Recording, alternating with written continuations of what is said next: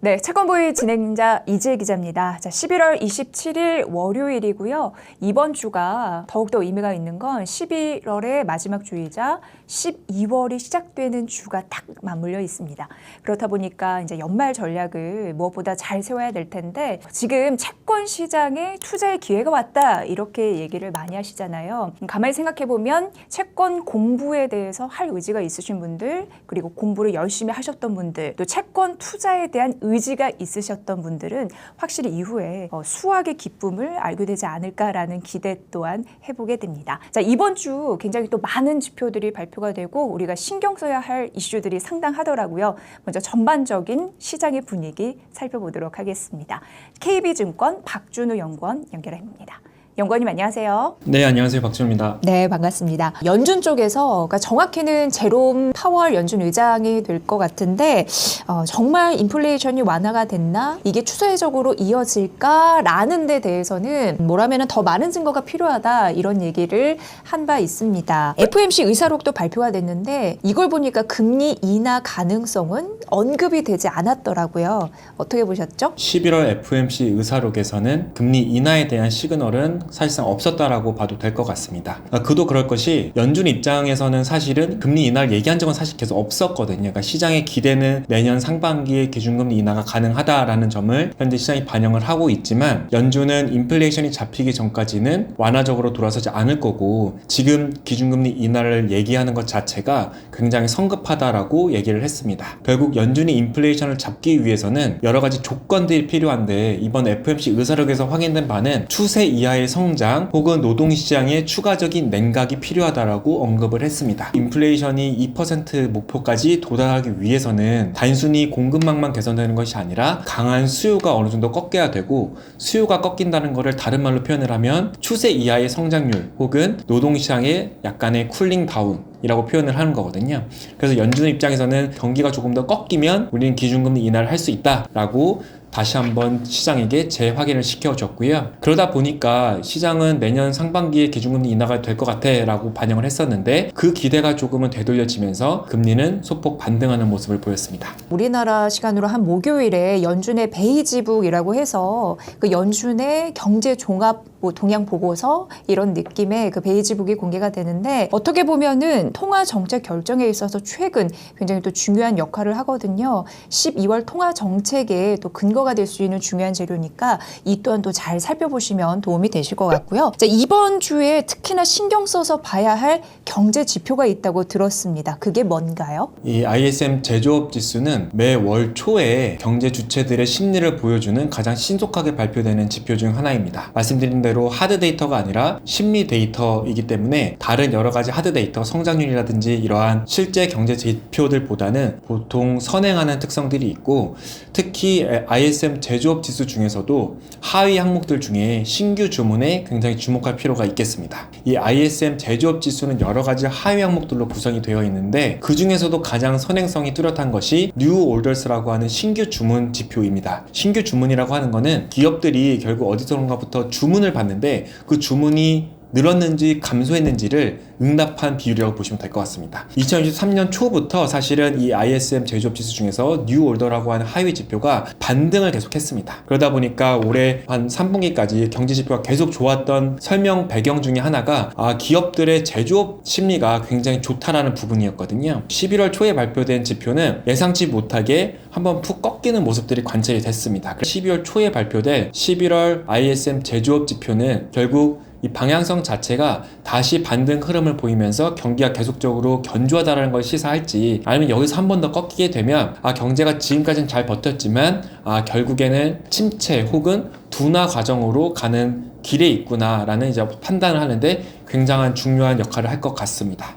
네, 이런 와중에 미국 경제는 여전히 견조하네 라고 느낄 만한 지표도 이미 나왔다고요? 네, 미국 경제는 여전히 견조한 것 같습니다. 여전히 미국 3분기 성장률 속보치는 나왔었고 잠정치는 시장 예상치 여전히 5%로 계속 유지가 되고 있고요. ISM 제조업 지수도 그럴 수 있고 여러 가지 경기 선행 지수들도 사실은 주가 하락하게 되면 다 같이 하락하는 구조로 설계가 되어 있거든요. 근데 11월 달은 주가가 반등을 했기 때문에 아무래도 심리 지표는 좋을 수밖에 없을 것 같고 또 더 하나 중요한 점은 주간 실업수당 청구 건수가 또 크게 꺾이는 모습들이 관찰이 됐습니다. 아까 말씀드린 것처럼 연준이 인플레이션을 잡았다라는 확신을 가지기 위해서는 어느 정도 노동시장의 냉각이 필요하다라고 말씀을 드렸는데 미국 경제가 아직 침체에 임박했다라고 보기에는 굉장히 어렵고 그래서 아까 말씀드린 ISM 제조업 지표를 보는 것이 향후 경기 방향성을 파악하는데 굉장한 중요한 지표라고 말씀드릴 수 있겠습니다. 미국 경기 하단을 좀 가늠해 볼 수 있는 미국의 주택 시장의 분위기도 살펴봐야 되는데 미국 주택 시장의 빙하기는 좀 계속되는 모양인가 봅니다.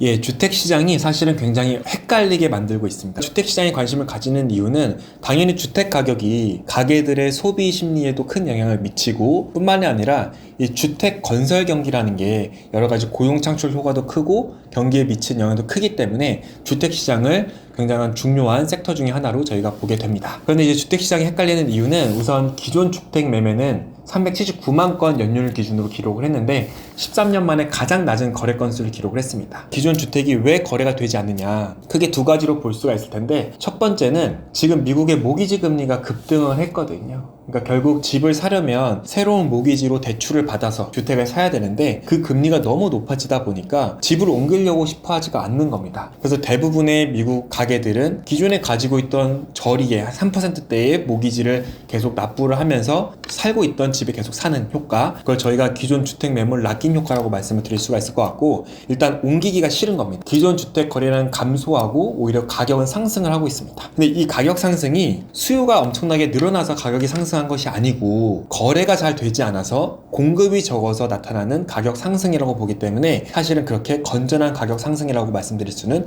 없는 거고요. 신규 주택은 거래가 더 늘어나고 있습니다. 왜냐하면 저희가 한국도 이제 분양 같은 걸 보면 잘 분양이 안 되면 건설업자들이 사실은 분양가도 뭐 낮춘다든지 여러 가지 옵션을 제공한다든지 여러 가지 인센티브를 제공해서 최대한 분양을 마무리하려고 하거든요. 기존 주택 매매는 거래가 안 되니까 가격이 상승하지만 신규 주택은 새로 짓는 주택들은 거래는 늘어나는데 가격은 오히려 하락을 하고 있다는 겁니다. 그렇기 때문에 실제로 지금 미국 주택 수요는 굉장히 부진하다라고 말씀을 드릴 수가 있을 것 같고요. 결국 주택시장의 가격 상승이 가장 좋은 것은 공급도 많은데 수요가 정말 크게 붙으면 그게 정말 건전한 혹은 어떤 주택시장의 과열이라고 말씀드릴 수 있겠지만 지금은 수요도 부족한데 공급이 더 부족해서 나타나는 가격 상승 현상이라고 볼 수가 있고 집이 잘 안 팔리면 새로 만든 집이나 기존에 만들어진 집들이 점점 안 팔리게 되면 사실은 건설업자들 입장에서는 점점 개발 사업을 할 유인이 줄어든다는 겁니다. 거기서 창출되는 고용자 수도 감소할 수 있고 여러 가지 파급되는 실물 경제에는 굉장히 부정적인 영향으로 작용을 할 수 있기 때문에 사실은 최근에 주택시장은 주택 가격만 오르고 미국 경제에는 부정적인 영향을 주고 있다 이렇게 볼 수가 있겠고요. 전통적으로 이 주택시장이라는 게 가장 금리에 민감한 섹터 중에 하나입니다. 왜냐하면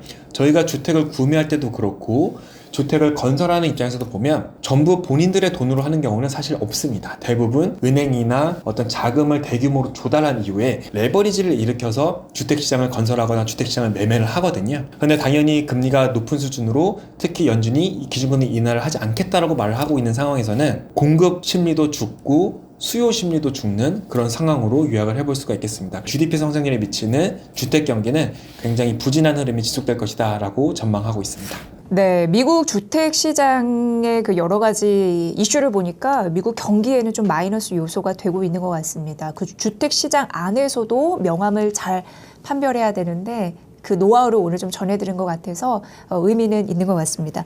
모쪼록 이번 주 같은 경우에 ISM 제조업 지표 중요하다고 하셔서 이를 좀 주목해서 저희가 잘 따라가 보도록 할게요. 그 ISM 제조업 구매 관리자 지수 하면서 PMI라고도 얘기하는데 어쨌든 이게 두 개가 같은 개념인가요? PMI는 그 Purchasing Manager의 인디케이터라고 해서 구매 관리자, 각 기업마다 뭐 자재를 구매하는 부서들이 있잖아요. 그분들에게 이제 서베이를 하는 거고요. 그래서 그 PMI를 저희는 보통 어떤 심리 지수라고 표현을 하는 거고요. 이 PMI가 두 가지가 있는데, 첫 번째는 말씀드린 ISM 제조업 지수는 ISM이라고 하는 공급자 관리 협회, 미국의 어떤 협회에서 조사하는 서베이가 하나가 있고요. 글로벌로 보면 지난주에 발표된 것처럼 뭐 S&P 글로벌의 PMI 지수가 또 나옵니다. 그래서 이제 조사 기관은 다르지만 조사하는 대상은 각각 기업의 구매 담당자들에게 어떤 심리들을 물어보는 지표라고 보시면 될 것 같습니다. 네, 이렇게 경제지표 상식까지 저희가 챙겨드렸습니다.